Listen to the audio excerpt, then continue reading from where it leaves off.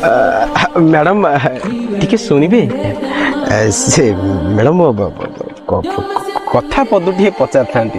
ହଁ ପଚାରୁନ। ସେ କଥା କଣ କି ମ୍ୟାଡ଼ାମ ମୁଁ ପଚାରିବାକୁ ଚାହୁଁଥିଲି ମ୍ୟାଡ଼ାମ ଆପଣଙ୍କ ସାଇଜଟା କେତେ? ମ୍ୟାଡ଼ାମ ଆପଣଙ୍କ ସାଇଜଟା କେତେ? କଣ ଅଣ୍ଟା? ନାଇଁ ନାଇଁ ନାଇଁ ଚପଲ।